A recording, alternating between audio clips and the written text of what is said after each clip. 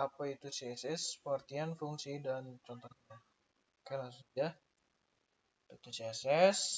CSS adalah singkatan dari Cascading Style Sheets, yaitu bahasa yang digunakan untuk menentukan tampilan dan format halaman website. Dengan CSS, Anda bisa mengatur jenis font, warna tulisan, dan latar belakang halaman. CSS digunakan bersama dengan bahasa markup seperti HTML dan XML untuk membangun sebuah website yang menarik dan memiliki fungsi yang berjalan baik. CSS juga berguna untuk mengatasi keterbatasan HTML dalam mengatur format halaman website. Kenapa demikian? Apabila hanya menggunakan HTML ketika membangun website dengan beberapa halaman, Anda harus menulis tag untuk sebuah elemen HTML di semua halaman tersebut. Nah, dengan adanya CSS, Anda cukup menulis kode satu kali untuk sebuah elemen HTML untuk diterapkan ke semua halaman. Nantinya, ketika akan melakukan perubahan, Anda juga cukup melakukan perubahan pada satu kode.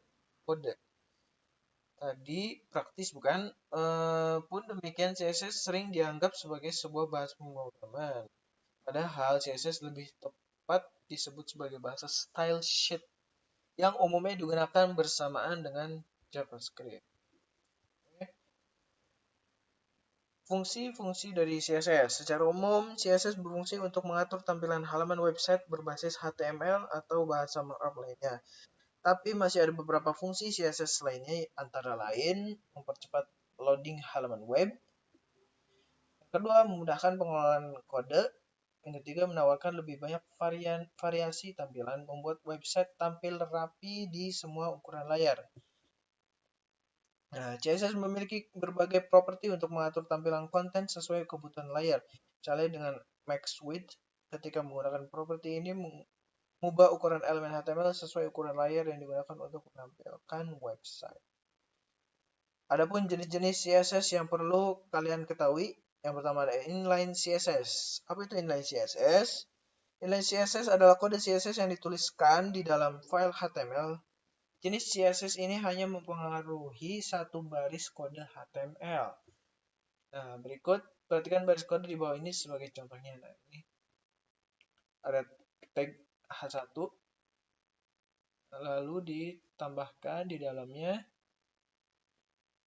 di dalam kurung kurawangnya ya, style, font size. Untuk contohnya nanti di video selanjutnya. Sekarang kita pengenalan saja dulu. Oke. Dengan kode tersebut Anda akan mendapatkan hasil di atas yang seperti di atas. Inline CSS tidak bisa diaplikasikan ke semua halaman website sekaligus. Namun jenis CSS ini tepat digunakan ketika Waalaikumsalam. Enggak. Umi bentar dulu ya. Tapi jangan nggak usah dimatiin ya. Ya. Elemen HTML dengan format khusus di sebuah halaman. Oke, yang kedua ada internal CSS. Internal CSS itu CSS dituliskan di bagian header file HTML. Fungsinya untuk menentukan tampilan sebuah halaman. Contohnya, jika Anda ingin agar halaman memiliki latar belakang biru dan teks berukuran 20 pixel yang berwarna putih, kodenya seperti di bawah ini. Di sini ada tag head, dalamnya ada tag style, kita masukkan style. Untuk bodinya kita kasih background color blue karena kita ingin melakukan apa ya, stylish di background colornya. Nah, jadinya seperti ini. Internal CSS sangat membantu ketika Anda ingin membuat halaman website yang tampilannya berbeda dari halaman lain. Oke. Yang ketiga ada external CSS. Apa itu external CSS? Sesuai namanya, external CSS adalah kode CSS yang diletakkan di luar dokumen HTML sebagai file CSS. Jenis CSS ini berfungsi untuk mengatur tampilan semua halaman website yang Anda tentukan. Jadi internal CSS berguna ketika Anda ingin mengatur tampilan beberapa halaman sekaligus. Agar halaman website bisa menggunakan external CSS, Anda perlu menambahkan kode di bagian header kode HTML-nya. Contohnya seperti ini. Ada head, ada tag head. Sebelum body kita kasih link, tag link. Terus kita panggil CSS-nya. Seperti ini. Contohnya file css.css. Oke.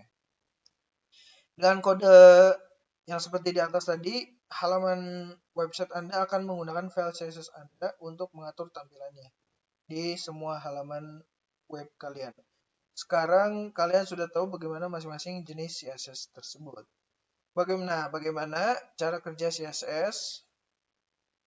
Oke, CSS bekerja ketika browser memuat halaman website untuk menerapkan pengaturan tampilan HTML yang telah ditentukan dengan kode CSS. Prosesnya meliputi beberapa langkah. Mulainya browser akan memuat file HTML dan CSS jika kodenya ditulis sebagai eksternal CSS. Kemudian browser mengubah keduanya menjadi dokumen objek model DOM. Ini adalah komponen yang mewakili file HTML dan CSS dalam memori perangkat pengunjung website. Wah, ini gambarnya hilang.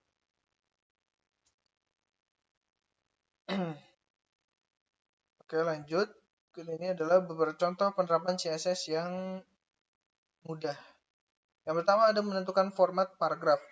Salah satu contoh CSS adalah untuk mengatur format paragraf. Misalkan ingin agar semua paragraf dalam sebuah halaman website berukuran 120% dan berwarna abu tua, Anda cukup menambahkan kode di bawah ini. Kita kasih tag paragraf. Lalu di dalamnya dikasih font size. Oh, ini tag CSS. Kasih color.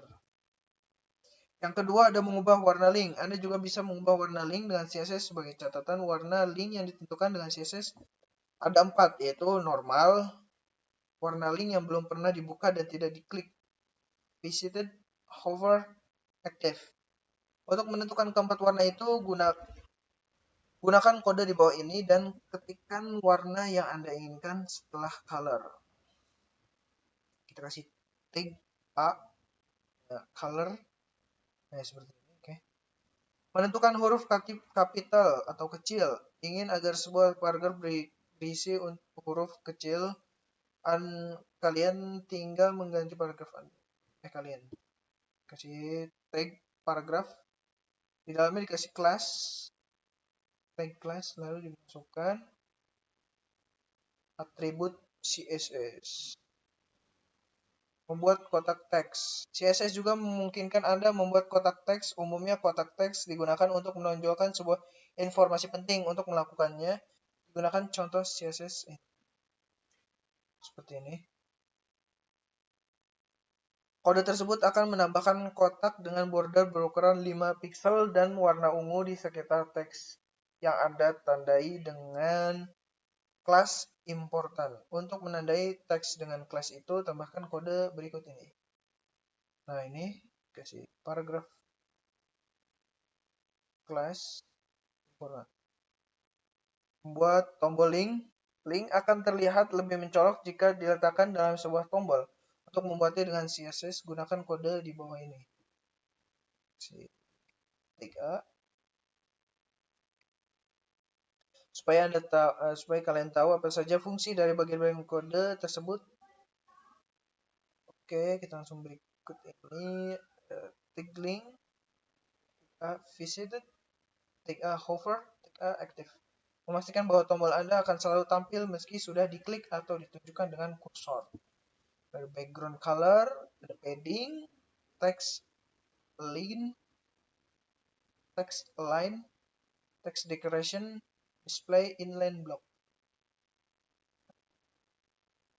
Dan juga meng-highlight baris dalam tabel. Jika ingin agar baris dalam sebuah tabel memiliki warna berbeda ketika ditunjukkan dengan kursor, kalian bisa menambahkan contoh CSS berikut ini. Nah, ini kasih over, dalamnya dikasih background color. Lalu ini warnanya. Bebas ya. Setelah background color, Anda cukup mengganti ini tanda pagarnya dengan kode warna CSS. Cek kayak seperti itu. Mungkin itu saja yang bisa saya sampaikan di video kali ini. Kurang lebihnya saya minta maaf. Saya akhiri. Assalamualaikum warahmatullahi wabarakatuh.